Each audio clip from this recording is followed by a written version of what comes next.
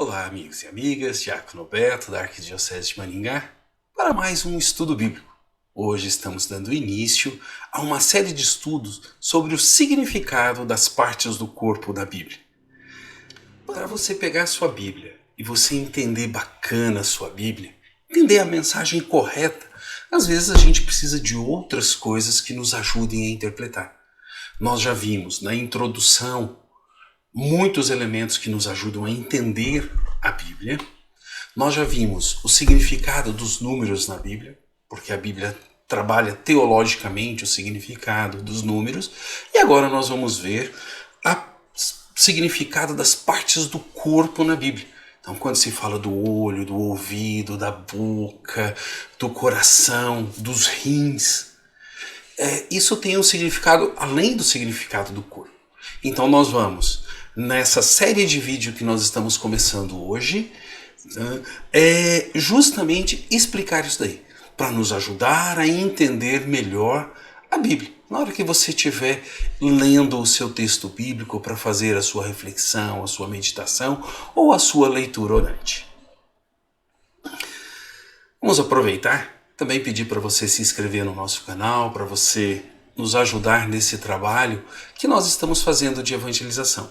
Lembrando que o nosso objetivo, o nosso compromisso é trabalharmos a Bíblia inteira, toda.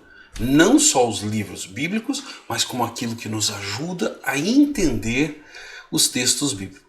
Depois dessa série sobre o significado do corpo da Bíblia, nós vamos explicar Gênesis 1 a 11.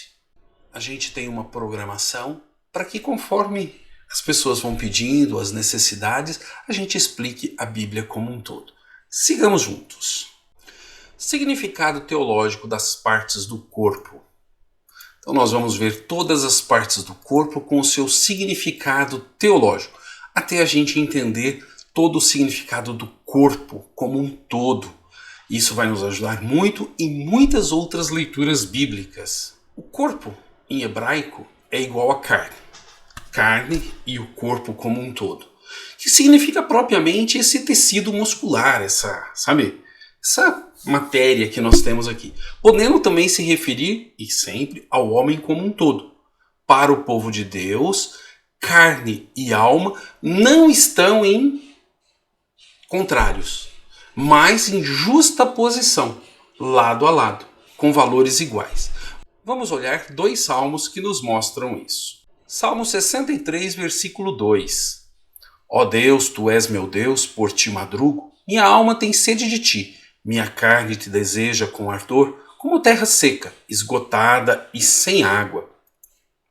A gente pode ver nesse salmo que vai falar o quê? Minha alma tem sede de Ti e minha carne Te deseja, ou seja, o meu corpo, o meu todo Te deseja. Vamos para o segundo texto. Salmo 84, 3. Minha alma suspira e desfalece pelos átrios de Javé. Meu coração e minha carne exultam pelo Deus vivo. Aqui a gente vê a mesma coisa. Meu coração e minha carne. Tratando do homem como um todo. Coração, a gente vai ver o lugar das intenções. Ou seja, as minhas intenções e o meu corpo desejam e exaltam pelo Deus vivo. E assim a gente percebe que para o povo de Deus, corpo e alma é uma coisa só. Então a gente percebe essa integridade do corpo. Na Bíblia não se fala da criação do corpo, mas da criação do homem. Deus não criou o corpo, Deus criou o homem. Somente com o helenismo, muito depois, em torno lá do século IV a.C., é que vai haver distinção entre corpo e alma. O que é o helenismo? O helenismo é uma cultura dominante que veio através dos gregos. O povo de Deus, primeiramente, foi dominado pelos babilônicos. Aí os babilônicos foram dominados pelos persas. Os persas foram dominados pelos gregos. Os gregos depois foram dominados por Roma, pelos romanos. Então, os gregos venceram os persas e implantaram uma doutrina chamada helenismo, que é mais ou menos o seguinte: você só é bom, você só é homem se você pensar que nem eu, acreditar que nem eu e querer que nem eu, e viver que nem eu. Senão, não é. Então os gregos fizeram essa imposição. Isso se deu após o Império Grego avançar muito com Alexandre o Grande, que governou entre 356 e 323 a.C., chegando até dominar o povo de Deus. Então esse Império Alexandrino, ele fez muitas conquistas militares e impôs a sua cultura. Então nós vamos agora olhar como que se dá a questão do corpo e alma para o povo de Deus e para os gregos. Na Bíblia, corpo e alma. Para o helenismo, corpo mais alma. Aonde que está a diferença? Olha só. Corpo e alma é justaposição. Corpo e alma vivem juntos, unidos. Para o helenismo, existe a, oposição, corpo e alma. Uma pode viver sem a outra. Na Bíblia, não. Deus nos criou com corpo e alma. Depois, quando a gente estudar no próximo estudo a questão do Gênesis 1 a 11, nós vamos ver isso. Deus criou, modelou o homem e suspirou nele a vida. O sopro da vida, o ruá. Então, nós vamos ver isso de uma maneira muito clara. Então, o helenismo, ele acabou por influenciar o povo de Deus. Militarmente dominaram e começaram culturalmente a dominar o povo de Deus. E chegaram até a influenciar alguns textos bíblicos. Vamos dar uma olhada em um texto. Sabedoria 8, 19 e 20. Eu era um jovem de boas qualidades e tive a sorte de ter uma boa alma. Ou melhor, sendo bom, vinha um corpo sem manchas. Isso daqui é influência grega. Olha só, eu era um jovem de boas qualidades e tive a sorte de ter uma boa alma. Quer dizer, tem um corpo e tem uma alma. E são separadas uma da outra. Aquilo que a gente viu. Corpo mais alma. E nós não temos essa questão na Bíblia disso aí. Alguns textos vão refletir isso, mas não refletem o pensamento total da Bíblia. Apenas o pensamento durante o período de dominação grega. Nesse sentido, a filosofia helênica, ela não integra corpo e alma. Ela separa corpo e alma. E na Bíblia vai ser corrigido isso. Tanto com Jesus, quanto com Paulo, quanto com as cartas e tudo mais. Por quê? Porque o nosso corpo é templo do Espírito Santo. O nosso corpo, junto com a nossa alma, ou seja, o nosso todo, faz parte do nosso ser. O que a gente reza lá no Creio? Creio na ressurreição da carne, ou seja, do todo. Não é só a alma que ressuscita. Por isso que hoje a gente também não cuida só da alma das pessoas. A gente cuida das pessoas. Madre Teresa de Calcutá, Santa Dulce, Santa Paulina. Quantos santos e santas que cuidaram da pessoa e não apenas da alma. Porque o que adianta cuidar só da alma e o corpo estar padecendo de fome, de desespero, de desencanto, de tantas coisas? Continuemos. Nós vamos ver que o corpo é mortal, mas a alma é imortal. Mas a alma sempre ela está junto no corpo. Vejamos esse texto. Mateus 10, 28. Não tenham medo daqueles que matam o corpo, mas não podem matar a alma. Pelo contrário, tenham medo daquele que pode arruinar a alma e o corpo no inferno. Ou seja, a alma e o corpo no inferno vão juntos. Um morre, é perecível, mas o outro não é perecível. Mas estão juntos. Não tenham medo daqueles que matam o corpo, mas não podem matar a alma. Pelo contrário, tenham medo daquele que pode arruinar a alma e o corpo no inferno. Nesse sentido, a gente pode ver que o corpo é uma limitação, que ele envelhece, que ele morre, né? Pela própria natureza, pela própria finitude. Mas Deus nos criou para a eternidade. E depois teremos aquilo que a gente chama de corpo glorioso na ressurreição, onde a nossa alma estará num corpo não limitado, mas terá um corpo. Vamos ver mais um texto. Provérbios 14, de 17 a 18. Todo corpo envelhece como roupa, porque a morte é uma lei eterna. As folhas verdes em árvores frondosas caem ou brotam. O mesmo acontece com as gerações humanas. Uns morrem, outros nascem. Ou seja, aqui a gente está vendo essa limitação do corpo. Mas a alma é eterna. Nesse sentido, Paulo vai falar muito das diferentes partes do corpo. integradas, corpo e alma, para poder falar melhor de como que nós vivemos e somos, sempre com corpo e alma em justa posição, fazendo o ser humano como um todo. Vamos dar uma olhadinha num texto de Paulo. 1 Coríntios 12, de 12 a 14. De fato, o corpo é um só, mas tem muitos membros e, no entanto, apesar de serem muitos, todos os membros do corpo formam um só corpo. Assim acontece também com Cristo, pois todos fomos batizados num só Espírito para sermos um só corpo, quer sejamos judeus ou gregos, quer escravos ou livres, e todos bebemos de um só Espírito. O corpo não é feito de um só membro, mas de muitos membros. Aqui Paulo usa das partes do corpo para dizer que a comunidade, apesar de diferente, todas têm a mesma função. E todos estão integrados em um só Espírito, pois todos fomos batizados num só Espírito, para sermos um só corpo. Então, quem está na liderança da comunidade não tem mais importância do que quem não está na liderança. Quem canta não tem mais importância, quem prega não tem mais importância. Todos formamos um só corpo. Vamos olhar mais um texto onde Paulo fala da unidade do corpo. 1 Coríntios 6, 18 a 19. Fujam da imoralidade, qualquer outro pecado que o homem comete é exterior a seu corpo. Mas quem se entrega à imoralidade peca contra o seu próprio corpo. Ou vocês não sabem que o seu corpo é templo do Espírito Santo, que está em vocês e lhes foi dado por Deus? Vocês não pertencem a si mesmos. Aqui a gente pode ver muito claramente como que Paulo trabalha a questão do corpo. Nós pecamos como um todo. No meu corpo não peca e a alma não peca. A gente peca tudo ou não. Então, por exemplo, qualquer outro pecado que o homem comete é exterior a seu corpo.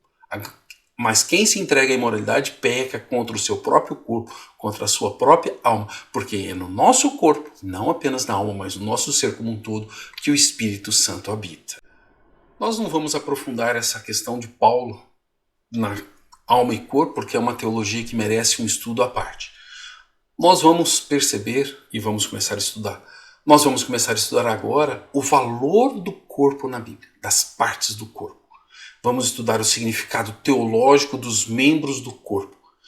Tá? Com esse estudo, nós vamos oferecer uma ajuda para entender melhor os textos bíblicos, para podermos captar algumas mensagens, algumas partes com mais profundidade, percebendo toda a riqueza que eles têm. Então vamos começar a estudar o significado das partes do corpo na Bíblia.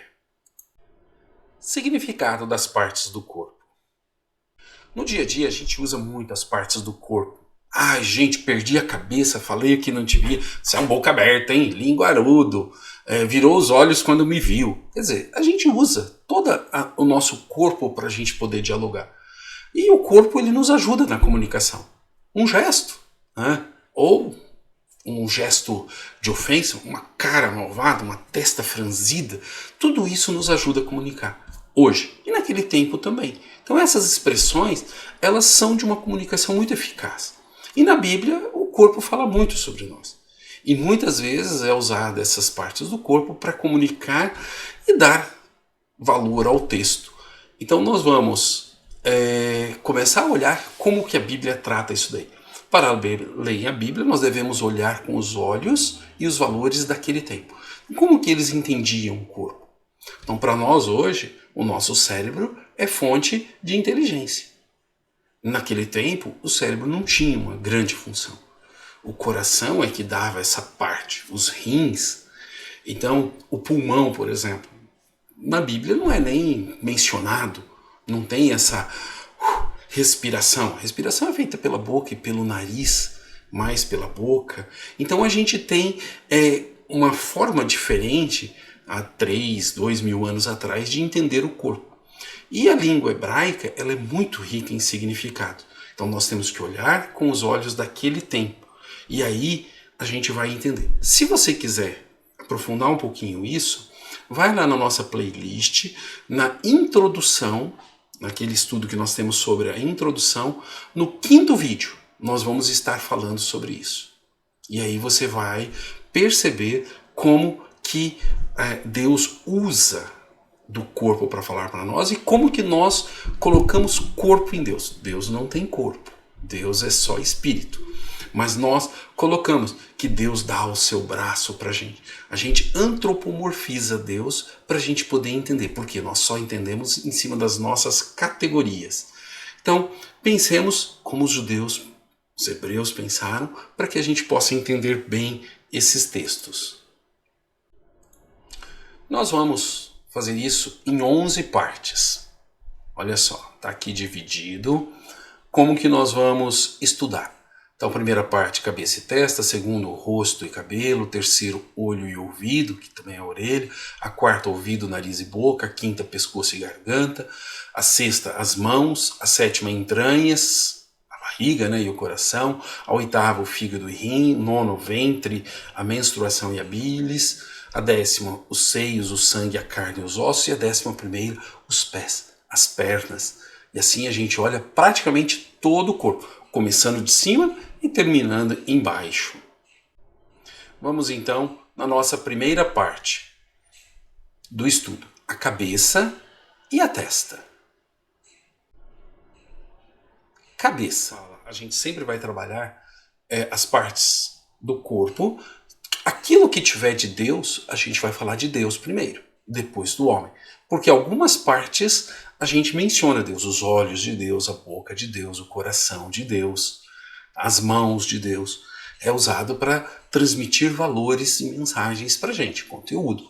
Então, nós vamos olhar agora 5 textos, rapidamente, para que a gente possa entender como que Cristo é cabeça. Primeiro, Efésios 4, de 15 a 16. Ao contrário, vivendo amor autêntico, renasceremos sob os aspectos em direção a Cristo, e que é a cabeça. Ele organiza e dá coesão ao corpo inteiro, através de uma rede de articulações, que são os membros, cada um com sua atividade própria, para que o corpo cresça e construa a si próprio no amor. Aqui muito importante percebermos isso. Ao contrário, vivendo o amor autêntico, cresceremos. Ficou erradinho aqui, sobre todos os aspectos em direção a Cristo, que é a cabeça, ou seja, o pensante é Deus. Segundo texto, Colossenses 1,18. Ele é também a cabeça do corpo, que é a igreja. Ele é o princípio, o primeiro daqueles que ressuscitou dos mortos, para em tudo ter a primazia. Novamente, Cristo como a cabeça do corpo, que é a igreja. 1 Coríntios 12, 27. Ora, vocês são o corpo de Cristo e são membros dele, cada um no seu lugar. Ou seja, não são os nossos valores que devem imperar, mas os de Cristo. Ele é a cabeça. E a cabeça diz aonde a gente vai. Vamos agora olhar o significado teológico da cabeça no homem. Aí, homem. A cabeça é a maior força de comunicação, porque ela expressa muito sentimento. Daí usarmos ficar cara a cara, que é enfrentar alguém, olhar nos olhos, com óculos ou sem óculos, quer dizer, seus olhos ardiam de ira, de fogo, perder a cabeça, fazer sem pensar, cabeça dura, num piscar de olhos ou muito rápido, empinar o nariz, sabe aquela pessoa de nariz empinado, a língua não tem freio, fala até, fala cheio. Ou seja, na cabeça a gente tem uma grande quantidade de expressões que nos ajudam. Jesus vai falar assim, quem tem ouvidos, ouça, ou seja, não é ter o ouvido físico, a orelha, mas quem sabe ouvir. E na Bíblia saber ouvir é muito importante, a gente vai ver isso quando a gente estudar a orelha. E isso é muito legal. Então, se isso hoje tem significado para nós, naquele tempo também tinha. E a cabeça ela é composta por cabelos, pela testa, pela face, que compreende os olhos, o nariz, as bochechas, as orelhas, a boca e o queixo. Aí o pescoço já é uma outra parte. Então a cabeça é essa parte por cima. E nós vamos estudar isso nesses próximos vídeos. Então a primeira parte que nós vamos ver sobre o homem na Bíblia é que ele é o chefe da família. Efésios 5:23. Porque o marido é a cabeça da esposa, assim como Cristo é a cabeça da igreja, que é o seu corpo, do qual ele é salvador. Aqui, gente, não devemos pensar em situação de machismo. Lá naquela época o homem mandava e acabou. Hoje a gente entende esse texto de uma forma diferente, onde marido e mulher sempre têm direitos iguais, e não o homem mandando e a mulher obedecendo. Então a gente também faz essa interpretação dentro da cultura da época. E na cultura da época era desse jeito mesmo. As mulheres não tinham nem voz jurídica. O sumo sacerdote é o chefe do povo, ele é a cabeça do povo depois do exílio, porque não tem mais rei. A cabeça é o ápice do corpo, é o lugar de honra, de unção. Vamos ver um texto bíblico muito bonito. Marcos 14:3. Aproximou-se dele uma mulher trazendo um frasco de alabastro. Derramou sobre a cabeça de Jesus. Olha que bonito esse texto. Vocês lembram, né? É um texto muito legal. Então, a cabeça é o lugar da unção. É também o lugar da humildade, o reclinar a cabeça diante de alguém, de penitência, cobrir com cinza ou pó, como em Jó, e de teimosia. Sabe? Aquele um que não torce a cabeça de jeito nenhum. Está errado, mas continua com a cabeça, né? Narizinho empinado. Então vamos ver um texto. Ezequiel 3:7. Mas a casa de Israel não escutará você, porque não quer escutar a mim. Eles têm a cabeça dura e o coração de pedra. Quem tem cabeça dura não aprende as coisas, não entra nada na cabeça, né? No tempo, a Bíblia era o coração também. Cabeça dura porque nada, eles não conseguem, através dos vários sentidos, perceber as coisas. A cabeça também representa o enfurecimento, a raiva. Gênesis 4:6. E Javé disse a Caim: por que você está enfurecido e anda de cabeça baixa? Esse andar de cabeça baixa é justamente, sabe, aquele negócio de você não querer olhar para longe, você só olha aqui. Né? Esse mesmo texto ele vai trazer que se Caim estivesse de bem, ele não andaria com a cabeça baixa. Vejamos. Gênesis 4:7. Se você agisse bem, andaria com a cabeça erguida. Vamos olhar o texto como um todo. E Javé disse a Caim: por que você está enfurecido e anda de cabeça baixa? Se você agisse bem, andaria com a cabeça erguida. Quem anda com a cabeça erguida hoje nos nossos dias a dias é porque não tem nada a temer. Não pode encarar as pessoas face a face, pode encarar as pessoas olho a olho e pode mostrar a sua face. Olha como que a cabeça tem significados bonitos. O profeta Amós condena severamente os que esmagam sobre pó a cabeça dos fracos, ou seja, a cabeça como responsável por todo o corpo. Amós 2:7. Pisoteiam a cabeça dos fracos no chão e desviam o caminho dos pobres. Pai e filho dormem com a mesma jovem, profanando assim o meu nome santo. Então, ou seja, a cabeça dos pobres é esmagada e o ser como um todo sofre. Primeiro, vamos olhar agora o reclinar a cabeça, quer dizer, o descansar, você deitar a cabeça. Mateus 8:20. Mas Jesus lhe respondeu: as raposas têm toca e as aves do céu têm ninhos, mas o Filho do Homem não tem onde repousar a cabeça.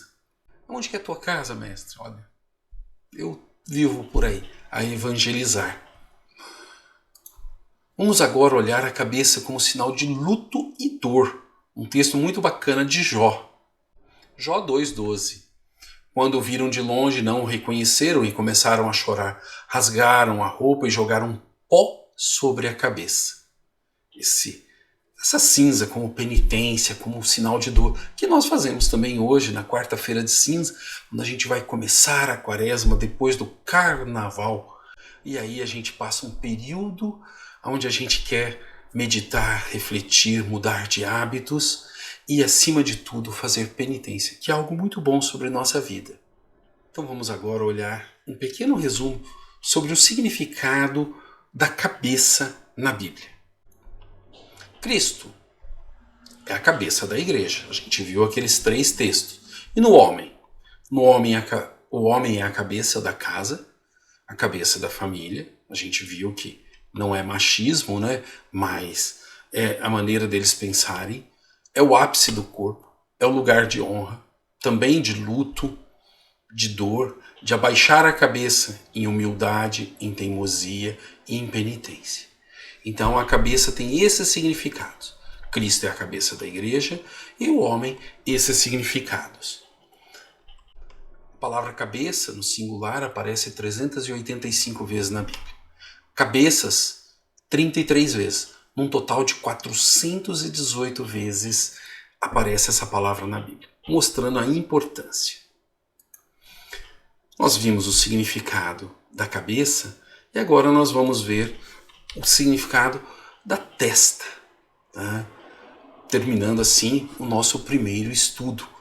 Então vamos olhar como que a testa pode nos mostrar muito sobre nós mesmos e sobre Deus. Testa, ou fronte, significa entre os olhos. A testa, essa parte entre os olhos, né, ou logo acima dos olhos. Na Bíblia tem essa localização.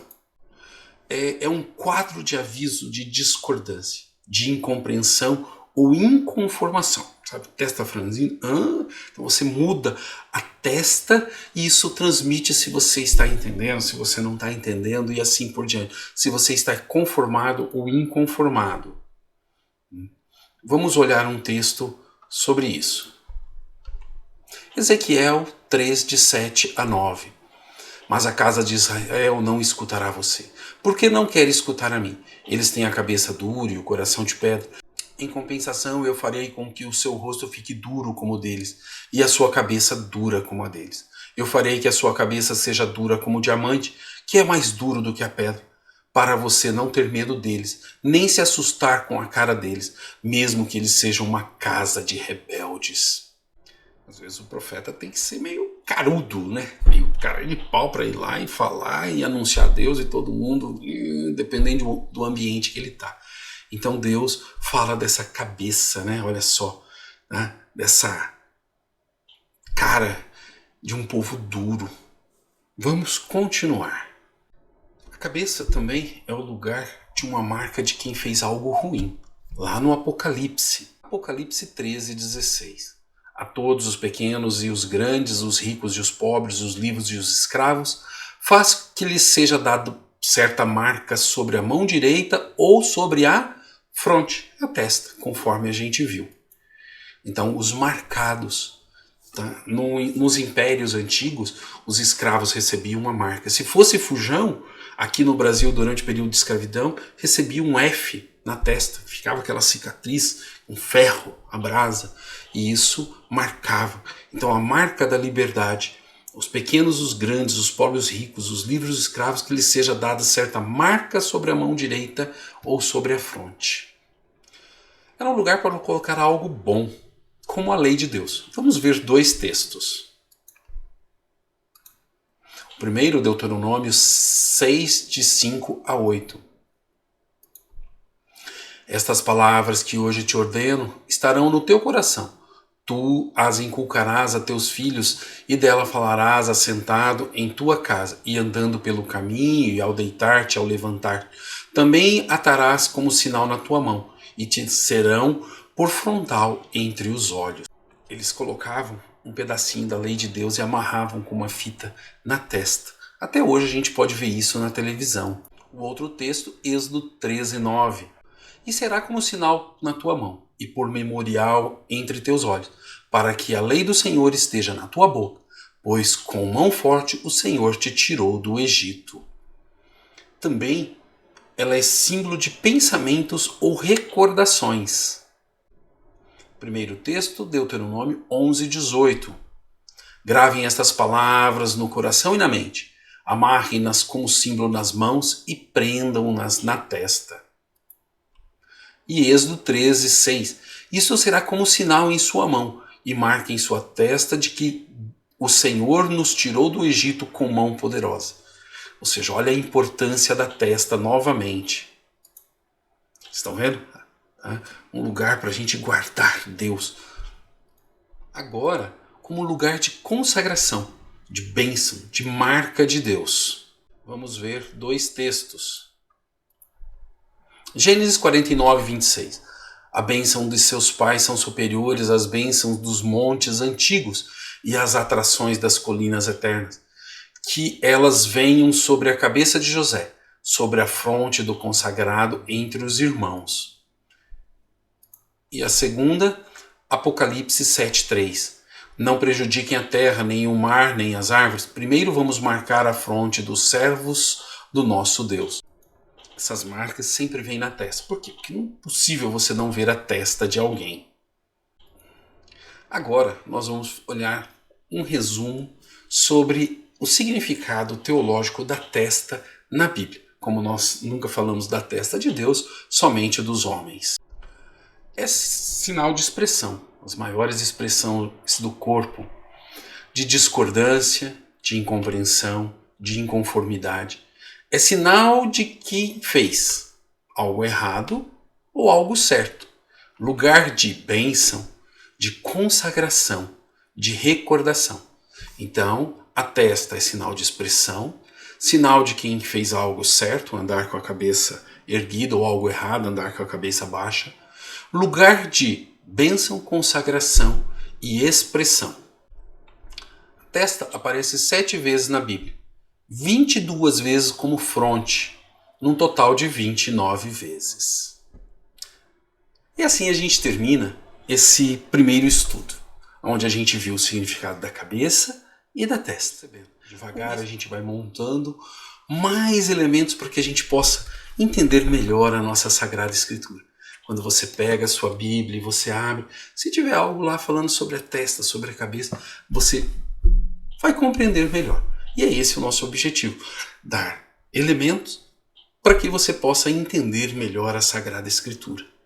Esse é o nosso desejo, levar a palavra de Deus. Se você até agora não é inscrito em nosso canal, se inscreva, compartilhe, leve o canal a outras pessoas, ajudando-nos também a evangelizar. Sigamos juntos para o nosso segundo vídeo sobre o significado das partes do corpo na Bíblia. Grande abraço!